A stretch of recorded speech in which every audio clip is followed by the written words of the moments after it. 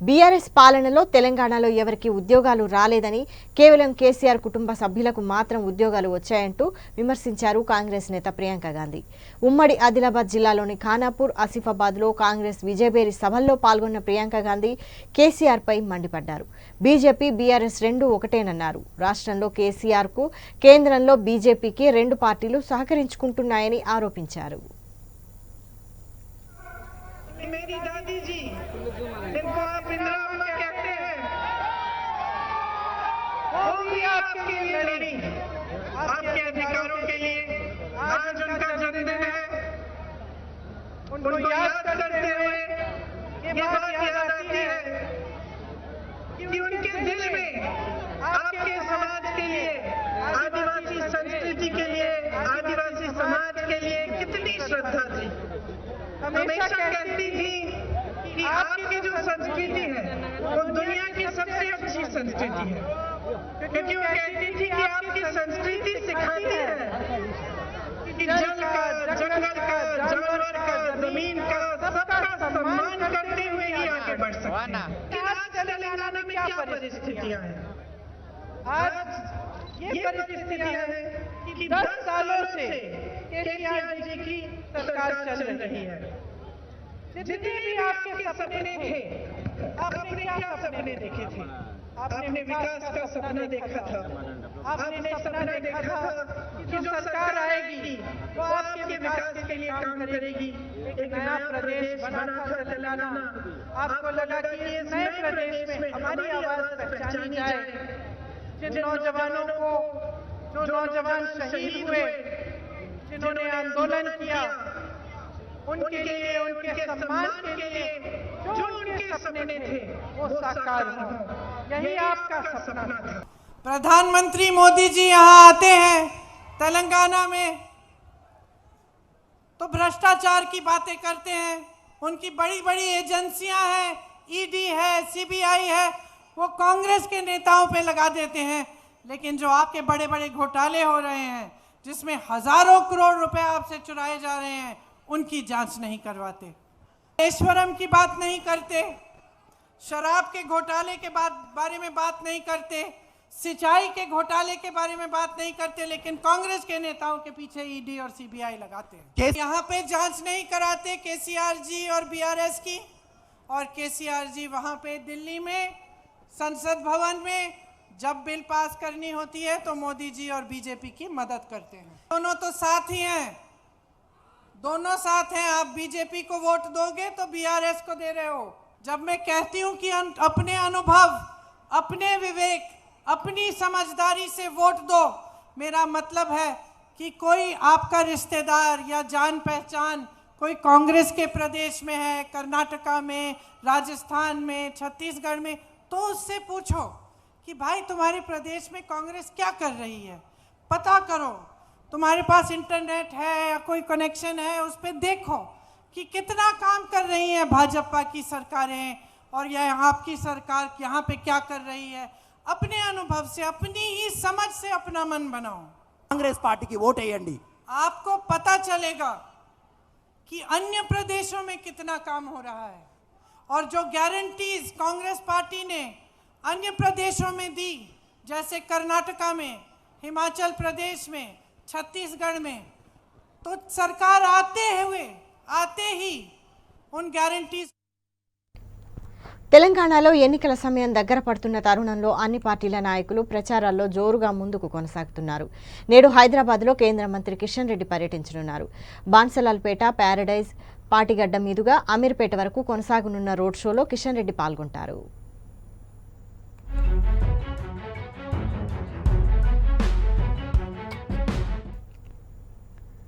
తెలంగాణలో ఎన్నికల సమయం దగ్గర పడుతున్న తరుణంలో అన్ని పార్టీల నాయకులు ప్రచారాల్లో జోరుగా ముందుకు కొనసాగుతున్నారు. నేడు సిద్దిపేట జిల్లాలో మంత్రి హరీష్ రావు పర్యటించనున్నారు. గజ్వేల్, ములుగు వర్గంలో ఎన్నికల ప్రచారాలకు హాజరు కానున్నారు.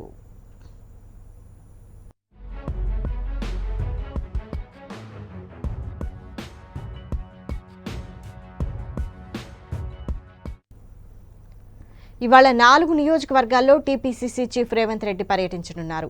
ఒకవైపు తన నియోజకవర్గాల్లో ప్రచారం చేసుకుంటూ మరోవైపు కాంగ్రెస్ అభ్యర్థుల గెలుపే లక్ష్యంగా సుడిగాలి పర్యటనలు చేస్తున్నారు టీపీసీసీ చీఫ్ రేవంత్ రెడ్డి.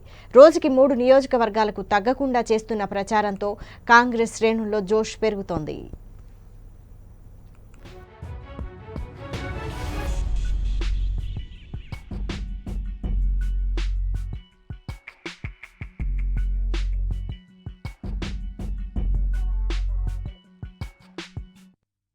నర్సాపూర్, పరకాల, ఖైరతాబాద్, నాంపల్లిలలో రేవంత్ బహిరంగ సభల్లో ప్రసంగించనున్నారు. మధ్యాహ్నం 12 గంటలకు నర్సాపూర్లో, 3 గంటలకు పరకాలలో, 6 గంటలకు ఖైరతాబాద్లో, 8 గంటలకు నాంపల్లిలో రోడ్ షోలో సభల్లో పాల్గొననున్నారు. ఇందుకోసం కాంగ్రెస్ శ్రేణులు పెద్ద ఎత్తున ఏర్పాట్లు చేస్తున్నారు.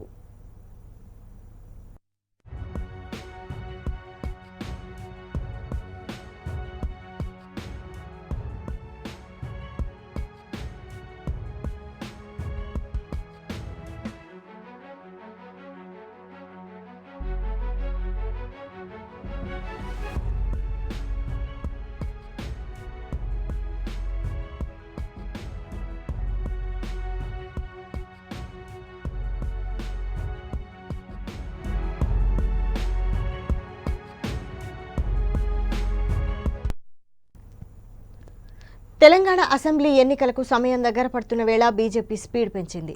తెలంగాణ కోసం బీజేపీ అగ్రనేతలకు కడతారని ప్రచారం జరుగుతోంది.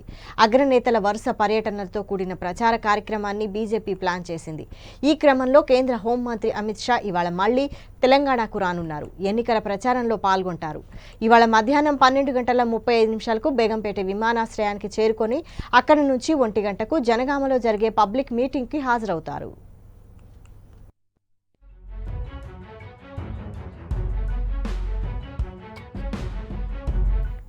అక్కడి నుంచి 2:45 కోరుట్ల చేరుకుంటారు. మధ్యాహ్నం 3 గంటలకు నుంచి 3:40 వరకు సభలోనే ఉంటారు. కోరుట్ల నుంచి 4:45 తిరిగి బేగంపేట విమానాశ్రయానికి చేరుకొని సాయంత్రం 5:30 గంటల నుంచి 7 గంటల వరకు ఉప్పల్లో జరిగే రోడ్ షోలో పాల్గొంటారు. రోడ్ షో ముగిశాక రాత్రి 8:10 ఢిల్లీకి పయనమవుతారు. కాగా 2 రోజుల క్రితం తెలంగాణకు వచ్చిన అమిత్ షా బీజేపీ మేనిఫెస్టోను విడుదల చేశారు. సూర్యాపేట, వరంగల్ బహిరంగ సభల్లో అమిత్ షా పాల్గొని కార్యకర్తల్లో ఉత్సాహాన్ని నింపారు.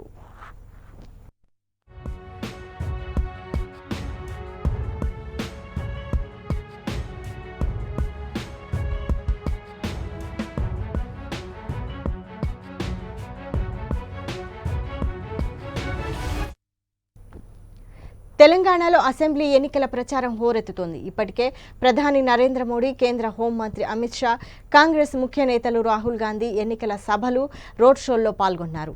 మరికొందరు బీజేపీ, కాంగ్రెస్ నేతలు తెలంగాణ బాట పట్టారు. ఈ క్రమంలోనే మల్కాజ్గిరి నియోజకవర్గంలో బీజేపీ జాతీయ అధ్యక్షులు జేపీ నడ్డా రోడ్ షో నిర్వహించనున్నారు. ఎన్నికల్లో భాగంగా బీజేపీ ఏర్పాటు చేసిన రోడ్ షోలో భారీగా కార్యకర్తలు హాజరయ్యారు.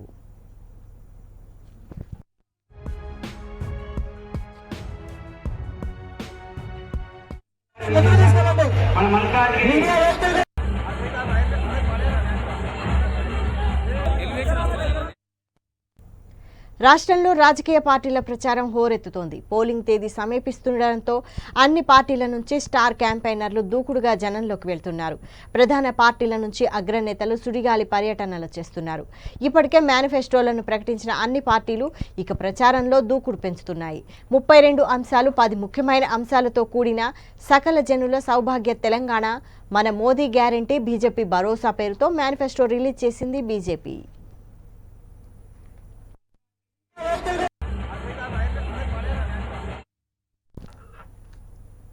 ఇవి bulletin updates. Keep watching Bharat today news.